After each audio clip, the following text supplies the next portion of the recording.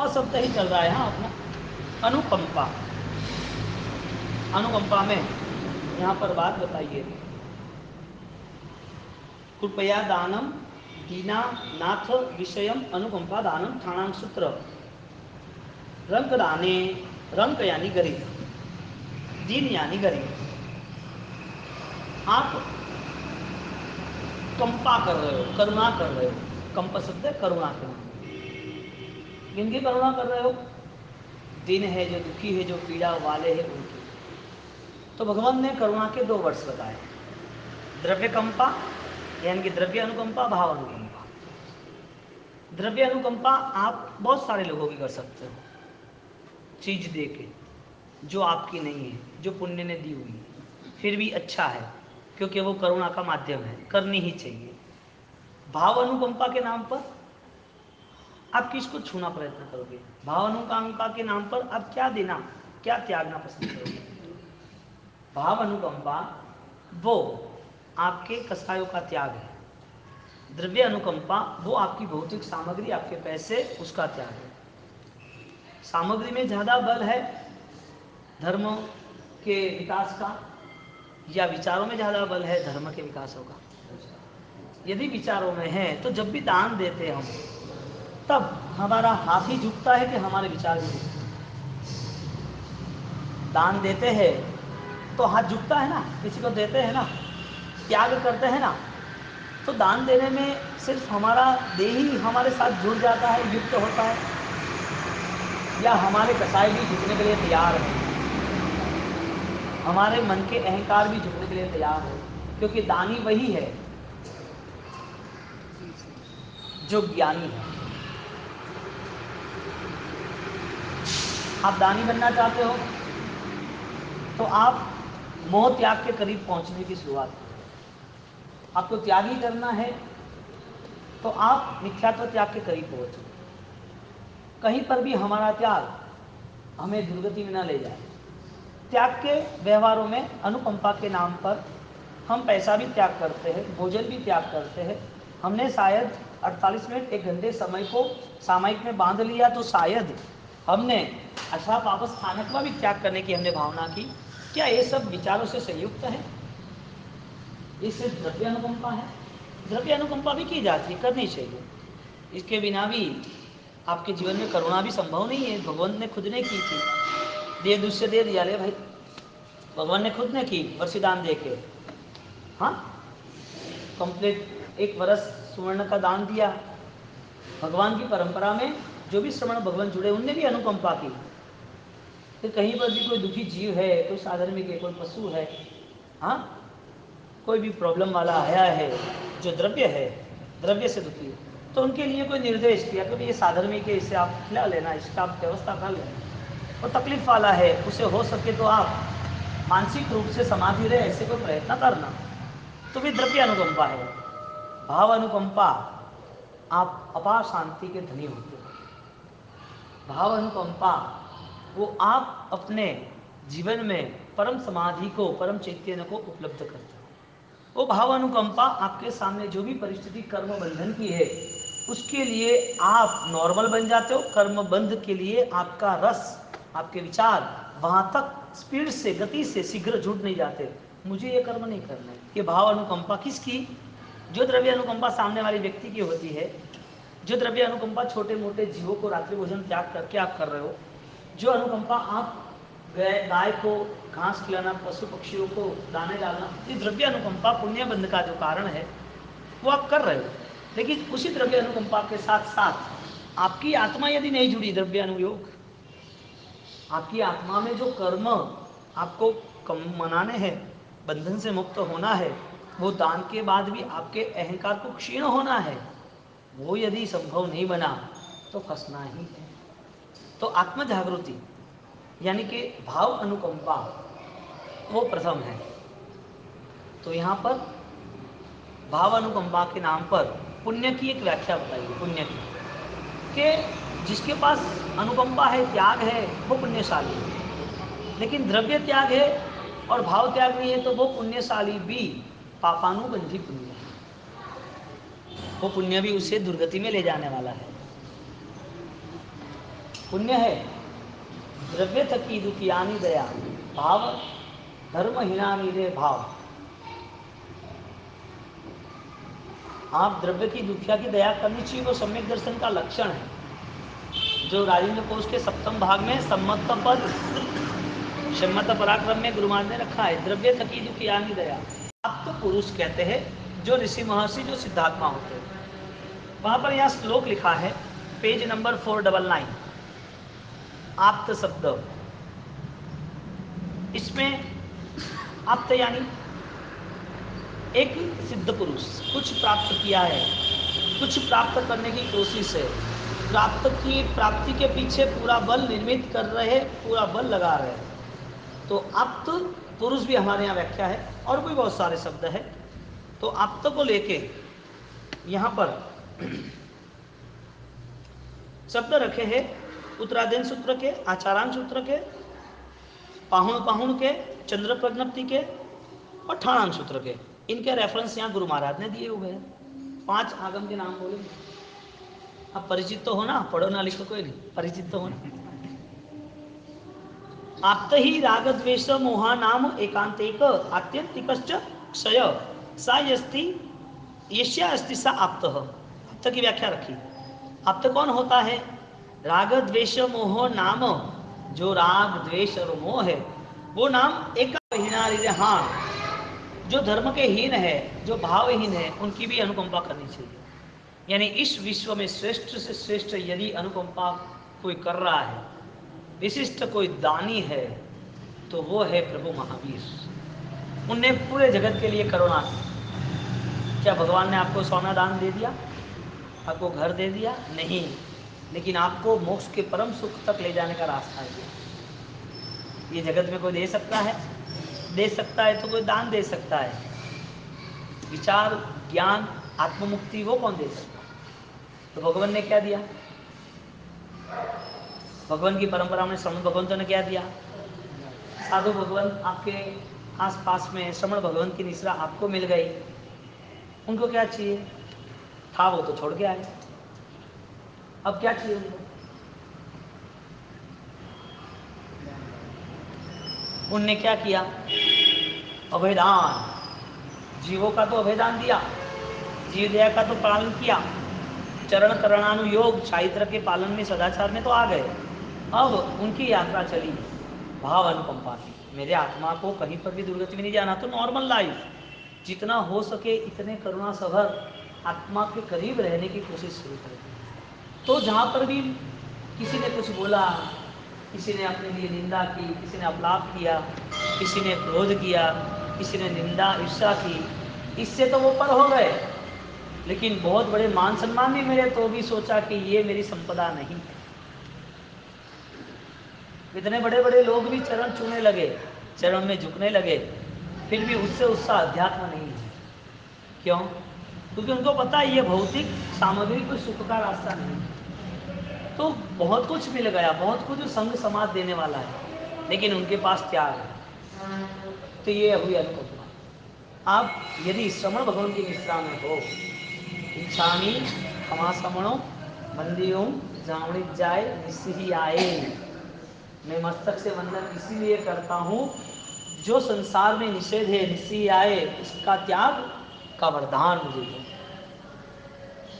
अब गुरु भगवान के पास जाना है तो क्या पाना है? विचार का दान, विचार से अनुकंपा, द्रव्यानुयोग। यहाँ पर ये द्रव्यानुयोग की व्याख्या है। अब आगे पास करो ऐसा कहीं कहा ही नहीं। भगवान ने इतना कहा आप जीव दया का पालन करना, इसके लिए रात्रि भोजन नहीं करना।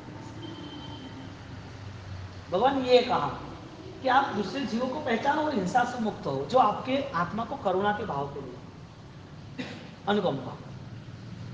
यहाँ शब्द लिखा है आप्त, आप्तहीन। आप्तहीन यानी जिसके राग द्वेष मोह आत्यंतिक क्षय हुए हैं, ऐसे महापुरुष जो निर्मलता के धनी हैं, जिसके जीवन में पवित्रता है, जिनको ये संसार अभी छोड़ नहीं रहा है। लकड़े को मैग्नेट क्या करेगा? आप लकड़े लेके खड़े हो, करंट क्या करेगा? आप संसार में रहे हो, संसार के बंधन आपको क्या करेगा? मन तैयार होना चाहिए कि ये जो भी है परिवार, पैसा, पद, प्रतिष्ठा, ये दुनिया, ये रहना खाना पीना जितने भी उज्ज्वल है, परमात्मा आपसे वो कृपा है, मेरे मन से वो राग खत्म, क्योंकि इनका कोई रास्ता नहीं है, ये आज नहीं तो कल बिछड़ने वाला है। आप रास्ता ढूंढ के लाओ तो आपको एक अवार्ड दे देंगे, आपको महापुरुषों की तुलना में रख देंगे। आप रास्ता ढूंढ के लाओ कि बिना मोह त्याग के, मैं दीक्षा की बात नहीं कर रहा, आप समझ लेना, मैं संसार त्याग की बात नहीं कर रहा, सिर्फ एक ही बात है, संसार त्याग, संसार के मोह त्याग, संसार के राग द्वेष त्याग, संसार में जो आकर्षण है वो आकर्षण से आप अलिप्त हो गए, मुक्त होने लगे, तब आपको कहने की जरूरत नहीं पड़ेगी, आपको पता ही चलेगा कि मेरी दिशा साधना की यानी संयम की।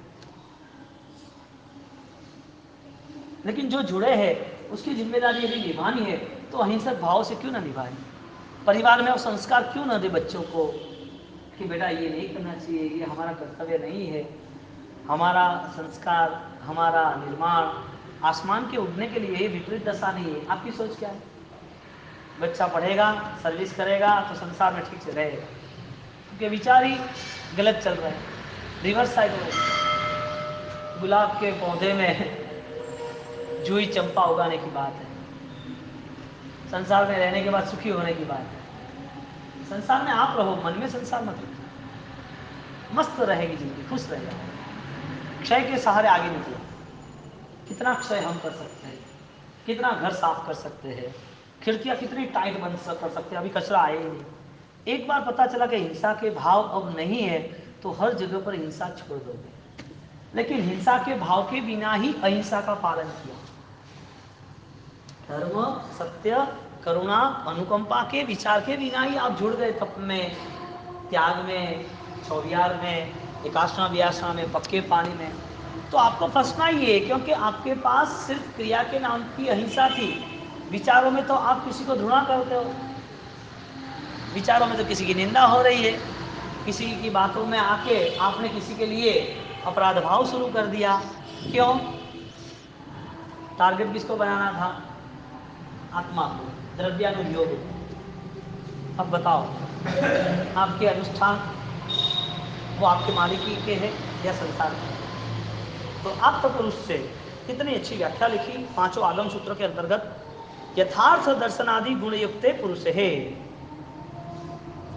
अभ्राधि त्वान मत्वार्थी यो अप्रत्यय, बादल जैसे बिखर जाते ऐसा आपका ये पूरा संसार बिखरेगा। अभ्र यानी बादल, यथार्थ दर्शनादि, जो चीज यथार्थ सही है उसे सही मानना है, कपड़ा है तो कपड़ा ही मानना, इसे पत्थर नहीं मानना, संसार दुखमय, पापमय, मोहमय, रागमय है तो उसे वही मानना, उसे सुखमय, आनंदमय नहीं मानना, यथार्थ दर्शनादि। रागादि विप्रमुक्ते, कैसा शब्द लिया? विशिष्ट प्रबल बल से मुक्त होने की हमारी आकांक्षा, वही हमें पुरुष की ओर ले जाता है। अप्रातरक है, अप्रातरक यानी पक्षी न दोष सर्वज्ञ, क्या शब्द, वारे वाह। अशेष दोष क्षयात भवती, बहुत कम दोष अब रहे हैं, अक्षेष दोष क्षयात भवती, अब जितने भी मन में कलुषितता है वो अब निकालने में कोई प्रॉब्लम नहीं, पूरा घर साफ कर दिया कचरे से, पोछा भी लगा दिया, सफाई हो गई कि नहीं हो गई? अब कहीं पर छोटे छोटे छिद्र नहीं, छोटे छोटे कूड़े कचरे पड़े, छोटी धूल पड़ी है, कहीं पर भी कुछ छोटा भी कचरा पड़ा है तो उसके निकालने में पहले जो निकाला था उतनी अब कोशिश नहीं करनी है, इतना बल नहीं लगाना। क्यों? हाथ से उठा लिया, निकाल दिया, पूरे हॉल का, रूम का झाड़ू पोछा तैयारी, उसमें जो आधा घंटा लगा उसमें आधी मिनट भी नहीं लगने वाली। अब अशेष दोष, अब हमारे पास वो दुविधा नहीं है, अब हमको कर्मों बंध के और आगे जाने वाले। अशेष दोष, इतनी व्याख्या दी आप तो पुरुष की, आनंद आ गया। इतना के नाम इच्छा में दुर्गम, बार बार आपको यही बात, ये ज्ञान यहाँ एकांतिक को और ताजा और तंदुरुस्त और बलवान, एकांतिक शब्दों में और प्राण पूरने के लिए शब्द लिखा आत्यंतिक क्षय, आत्यंतिक क्षय, कि कोई भी हिसाब से मुझे सफाई करनी है। कौन सी? राग द्वेष और मोह, क्योंकि मोह ने तो राग द्वेष बढ़ा दिया और मोह था ही इसके लिए कि वो अज्ञान था, और अज्ञान की वजह ये थी जो मिथ्यात्व के लक्षण पे खड़ा था। मिथ्यात्व, मोह यानी कि मिथ्यात्व, अज्ञान, मोह और राग द्वेष, वो पांचों के पीछे संसार। तो संसार को मूलभूत यदि प्राप्त नहीं करना है, संसार में यदि हमें लंबे दुख सहन नहीं करना है, या तो फिर हमें धर्म अवस्था रहित, हम अविवेक से हमें नहीं जीना है, तो फिर संसार को मूलभूत खत्म करने के लिए हमें यहाँ पर आत्यंतिक क्षय, उसका सहारा लेना पड़ेगा कि जहाँ जहाँ पर भी मुझे सफाई करनी है मैं तैयार हो जाऊँगा। घर में खिड़कियाँ खुली है, बाहर से तूफान आ रहा है, कचरा आ रहा है और वो सफाई कर रहे हैं, पहली हमारी तैयारी क्या होनी चाहिए? सफाई करने की होनी चाहिए या खिड़कियाँ बंद करने की? खिड़कियाँ बंद इसके लिए करने की, जितनी सफाई की वापस कचरा आने वाला। तो यहाँ पर कर्म क्षय करने वाला व्यक्ति यदि कोई आराधना करता है, कोई तप करता है, कोई दान देता है, तो तप करना यानी कर्म क्षय करना, दान देना यानी कर्म क्षय करना। लेकिन वो कर्म वापिस आ रहे हैं या रुक जाते हैं, जिसे हम संवर कहेंगे। आश्रव यानी आना, संवर यानी रुकना। धर्म करने वाला व्यक्ति वो यदि कोई भी छोटा मोटा धर्म कर रहा है तो किसके लिए? आत्यंतिक क्षय, क्षय यानी साफ करना, कचरे साफ करने के लिए कर रहा है। दर्द है वो क्या 80% खत्म हो वही जरूरी है कि 100%? कोई भी ड्रेसिंग करना है तो क्या ऊपर से करोगे कि मूल तक जाके करोगे? क्यों? ये जो सड़ा हुआ भाग है, जो ड्रेसिंग करना है, उसमें सब कुछ निकालना पड़ेगा। थोड़ा सी भी फंस है, थोड़ा भी कोई बैक्टीरिया से, तो उस पर स्पिरिट डालना ही पड़ेगा, बेटाडिन डालना ही पड़ेगा। वो बेटाडिन डाला, थोड़ा दर्द हो रहा है, होने दो। जब तक अंदर कोई ना कोई बैक्टीरिया, कोई जम्स, कोई भी अंदर दर्द, कोई कचरा छिपा है, तब तक आपका ड्रेसिंग फेल है। धर्म करने वाला व्यक्ति, धर्म में या कोई भी अच्छे आचार विचार में जुड़ने वाला व्यक्ति, यदि उसमें उस आचार विचार से खिड़कियां बंद नहीं की, हमारे यहाँ पाप के आमंत्रण के 18 स्थान है, जिसे 18 पाप स्थान है। हिंसा हो रही है, हिंसा करनी है, वो राग से हो रही है कि नहीं करने के भाव से हो रही है? राग मोह वो विचार पे आधारित है। इसके लिए हिंसा जो हो रही है वो राग द्वेष के आधार पे है या फिर धर्म के आधार पे? हिंसा नहीं होगी ऐसा तो होने वाला नहीं। अहिंसक भाव से हिंसा है, हिंसा के भाव से हिंसा है। आपका एंगल कौन सा है? बच्चा जो है वो पंछी को दाने डाल रहा है, बड़े हैं वो भी दाने डाल रहे हैं, एक शिकारी है वो भी दाने डाल रहा है। दाने डालने की क्रिया तो एक ही है। एंगल कौन सा है? संसार में रहना वो गुनाह नहीं है, कोई परिस्थिति ऐसी होती है, रहना पड़ता है, लेकिन हमारी वो तैयारी है हमें मुक्ति के लक्ष्य पर, सम्यक दर्शन के लक्ष्य पर, हमारी वो पूर्व तैयारी है कि कब इस बंधनों से मुक्त होकर हम तैयार हो जाए। बंधन मुक्त होने के नाते हम कुछ न कुछ यहाँ पर जोर लगा रहे हैं। संसार में ऐसे बहुत सारे लोग हैं, उनका शादी ब्याह हो गए, 2-3 बच्चे रहे, संसार शुरू हो गया और मन तय कर दिया, अरे रे मैं कहाँ झमेले में पड़ गया, मेरी आत्मा को यहाँ थोड़ी रहना था, तो विपरीत दशा है संसार। उन्हें परमात्मा से प्रार्थना की, प्रभु मुझे ऐसा कोई योग बना के दो कि मैं इस मोह से मुक्त हो जाऊं। और उसके फैमिली में उसने सब तैयारी की, बच्चे बड़े हो गए, जैसे बच्चे की शादी हुई नहीं 2 महीने में शिक्षा। जब भी छोटे थे, तीसरी चौथी पांचवी में, तब से उनने मन बना लिया था। संसार में रह तो रहा है लेकिन उसका रस बंध, राग की तीव्रता वो नहीं है। बोलो, आश्रम से आराधना या संपर्क से, हिंसा से आराधना या अहिंसा से, धर्म के विचारों से आराधना या धर्म विचार रहित आराधना, आपके 2 महीने या 6 महीने जो भी। आज यहाँ 5 भीतर है, शुक्रवार के दिन हमें अभिधान राजन कोश की बात सुनते रहते हैं। अनुयोग द्वार के अंतर्गत यहाँ पर जो योग है उसके पीछे चलना, अनुयोग। तो यहाँ अनुयोग की व्याख्या तो बहुत सारी है। इसमें दो प्रकार के अनुयोग होता है, पदम अनुयोग और द्रव्यानुयोग। अनुयोग में ज्ञानी भगवंत ने हमें 4 विशिष्ट अनुयोग बताए हैं। कथानुयोग, पहले तो द्रव्यानुयोग, कथानुयोग, गणितानुयोग और चरकरणानुयोग। 4 योग। इसमें जहाँ जुटना है वो योग जो हमें आगे पता है। तो सबसे बलवान योग कौन सा? कथानुयोग, गणितानुयोग, चरणकरणानुयोग या द्रव्यानुयोग? तो ज्ञानियों ने कहा कि बिन द्रव्य अनुयोग विचार चरण करणों को नहीं साम। द्रव्यानुयोग नहीं है तो चरण करण वो भी सार रहित है। यानी कि जिसके पास स्वभाव से विपरीत चलने का विचार है, स्वभाव से विपरीत चल रहे हैं, वो कुछ नहीं पा सकते। पंछी है वो जमीन पे चलने के लिए है या आसमान पे उड़ने के लिए है? पंछी, उनकी पाँख, उनका जीवन वो स्वतंत्रता का आसमान का है, पिंजरे का नहीं है, जमीन पे चलने का नहीं है।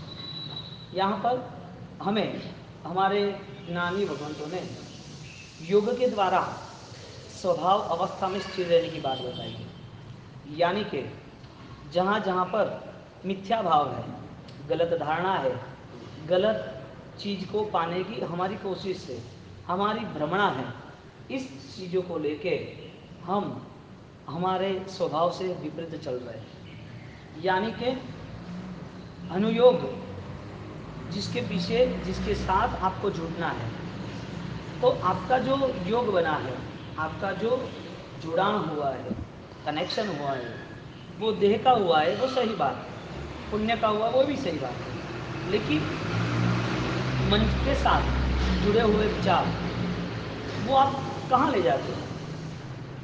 या तो फिर आपको कथानुयोग यानी कि कथा आती है तो पसंद है, आपको चरण करणानुयोग कथा जब पसंद है, ऐसा ही कथाएं के साथ आराधना चारित्र की पसंद है, यानी कि आचार की पसंद है। हमें कोई छोटा मोटा आचार मिल गया तो हम खुश हो गए। आचार था बड़ा लेकिन उसमें प्राण नहीं थे, क्रियाएं थी शानदार लेकिन वो कहीं फुटपाथ पे पड़ी हुई थी, गंदगी कीचड़ों में थी। क्रिया अच्छी थी लेकिन मन कीचड़ वाला था। अनुष्ठान प्रभावक और प्रबल पूर्णता के ओर ले जाने वाला था, लेकिन उस धर्म के अनुष्ठान ने न तो हमें कुछ दिया, क्योंकि चरण करणानुयोग चारित्र का पालन जो 70 प्रकार का है और 70 प्रकार का दोनों है, 70-70। इस चरण करणानुयोग के अंतर्गत हम प्रवेश तो कर चुके हैं, लेकिन यहाँ पर कथानुयोग, चरण करणानुयोग, गणितानुयोग यानी कि ये ज्योग्राफी जो भी हम यहाँ की गणित, लघु संग्रहणी, दंडक, कर्मगत जो संख्या है वो ज्ञान तो हमें मिला, लेकिन द्रव्यानुयोग क्या है उसको छोड़ के हम कर रहे हैं। यहाँ पर 350 के स्तवन में, 350 गाथा के स्तवन में शुरुआत की, बिन द्रव्यानुयोग विना चरण करण को नहीं साम। जब तक द्रव्यानुयोग नहीं है तब तक ये सभी आराधना सार रहित है, नहीं कह रहा।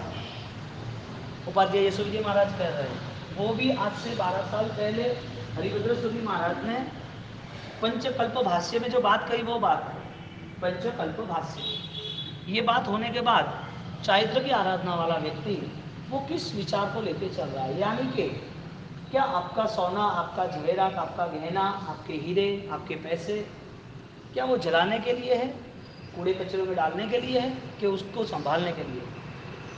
मूल्यवान चीज संभाल के आती है, ऐसे यहाँ पर विचारों को मूल्यवान कहा।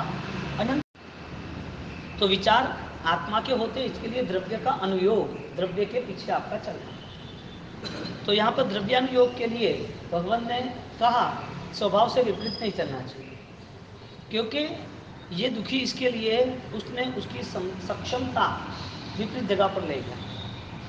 तो स्वभाव पंछी का यानी कि पंखी का देह वो पाख आसमान में पसारने के लिए था, स्वतंत्रता में था।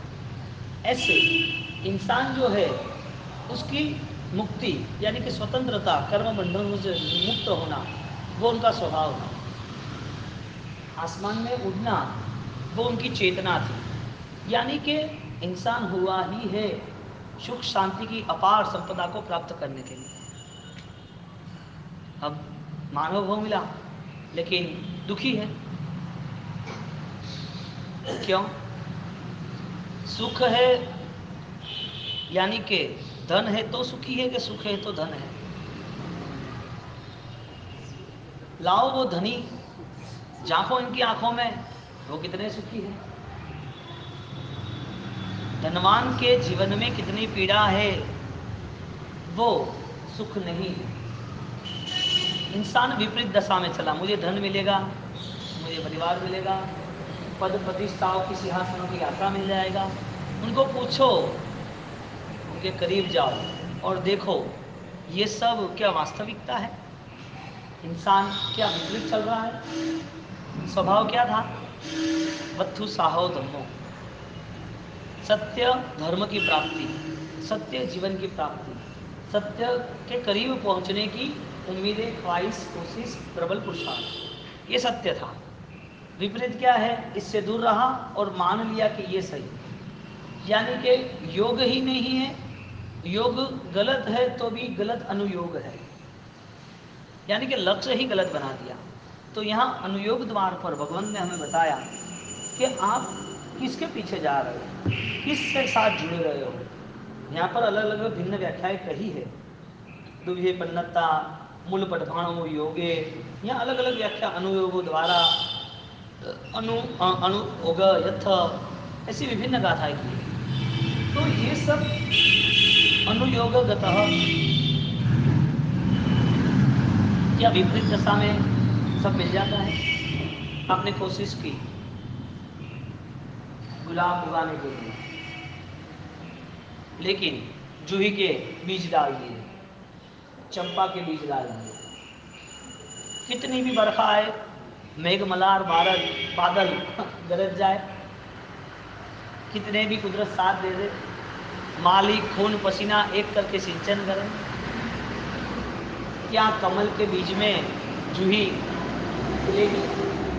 क्यों? विपरीत है। उस बीज में वो योग्यता थी कि वो कमल को ही पैदा कर सकते। इंसान के जीवन में वो योग्यता थी, वो साधना के स्तर पर परमात्मा का प्रकटीकरण करे स्वभाव के साथ। अब परमात्मा रहे दूर और संसार पूरा अंदर भर दिया और मानने लगा मैं सुखी हूँ। हम विपरीत दशा में चल रहे हैं। हमारे पास शायद कोई ज्ञान है, कोई विचार है, तो वो उधार है, सिर्फ बांटने के लिए है, जीवन को आगे बढ़ाने के लिए नहीं। देखना, जीवन में जब अनुभूति का स्तर निर्मित होता है ना, तो वो जो है उससे कुछ और ज़्यादा शानदार बन जाएगा। जहाँ आप खड़े हो वहाँ से ही आपकी निर्मल यात्रा शुरू होती है, क्योंकि आपके पास द्रव्यानुयोग आया। अब द्रव्यानुयोग पाने के लिए हमारे पास धर्म अनुष्ठान है, क्रियाएं है, कथाएं है, चरण करणों को नहीं सार रहित है।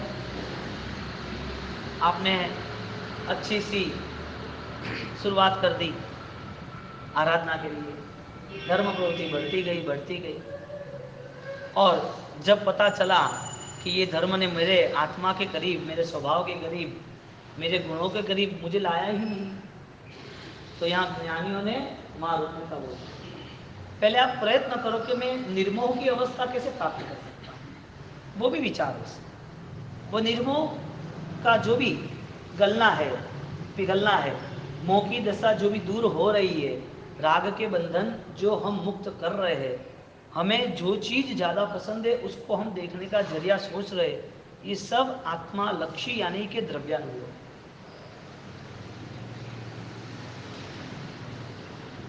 जाना है, कहाँ जा रहे हैं, कहाँ तय क्या कर रहे हैं और क्या पा रहे हैं, कैसे पता चलेगा? क्योंकि अपार शांति वो धनवान से ज़्यादा ज्ञानवान, विचारवान, श्रद्धावान को। विपरीत अवस्था को चुन लिया तो आपकी क्षमता भी खत्म हो जाएगी। शायद वो जूही के पुष्प भी बाहर आएंगे ना, आपने तय कर दिया मुझे गुलाबी चाहिए, तो वो भी आप तोड़ लोगे। आपके जीवन में कहीं सही रास्ता मिला धर्म का, अनुष्ठान का, तो शायद उससे भी आप मुंह मोड़ लोगे कि नहीं ये मुझे पसंद नहीं है, मैं तो मेरा हिसाब से, मेरी विचारों से ही कार्य करूँ। जीवन अवस्था ऐसे बदली। यहाँ पर पेज नंबर 341 से 359